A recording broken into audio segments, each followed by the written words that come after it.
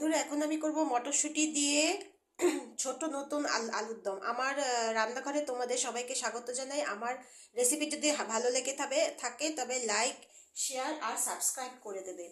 আমি সব কুচি দিয়ে করব, তা আমি এখন এই পেঁয়াজ কুচিগুলো দিয়ে দেবো।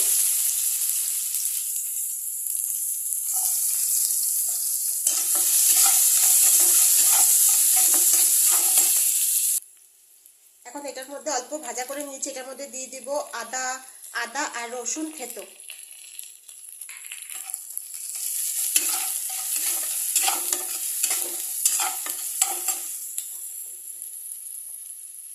গ্যাসটাকে একটু মিডিয়াম করে দিয়ে এটাকে একটু ভালো করে নাড়বো।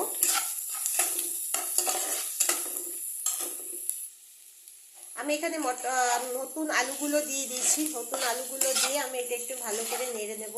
এখন এটার মধ্যে আস্তে আস্তে সব মশলাগুলো দেব। প্রথমে দেব লবণ, লবণটা একবারেই দিয়ে দেব। তারপরে দেব হলুদ, তারপরে দেব লঙ্কার গুঁড়া।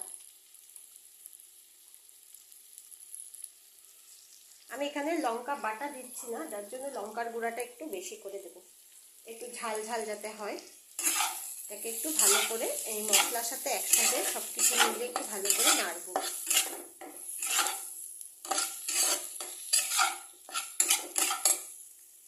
এটাতে একটু জল দিয়ে এটাকে আমি নাড়বো, নাহলে তলায় লেগে যাবে।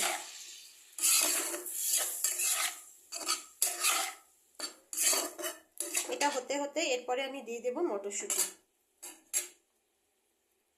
এখন এটার মধ্যে দিয়ে দেব আমি মটরশুঁটি, দিয়ে এটাকে একটু কষিয়ে নেব। আঁচটাকে মিডিয়াম থেকে একটু বাড়িয়ে দেব। এটা বেশিক্ষণ করবো না, কারণ এটা আলুটা আগে থেকেই সিদ্ধ আছে, তো যার জন্য আর বেশি সিদ্ধ দরকার হবে না। তো সেই জন্য এটাকে একটু কষাবো। তাই এটাকে কষানোর জন্য আমি এটাকে একটু ঢাকনা দিয়ে রেখে দেব।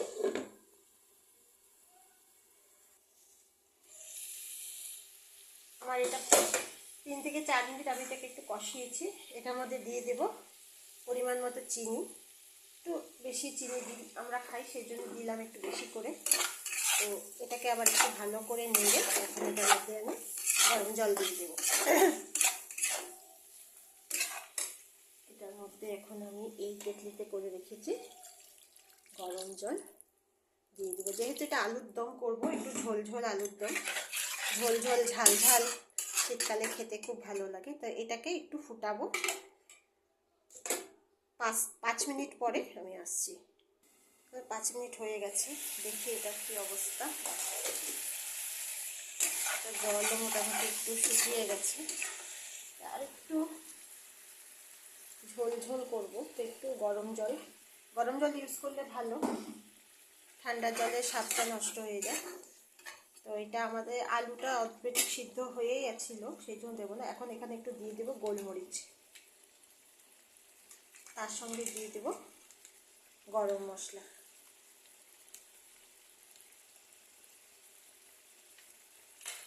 দিয়ে এটাকে এইভাবে নেড়ে দেবো।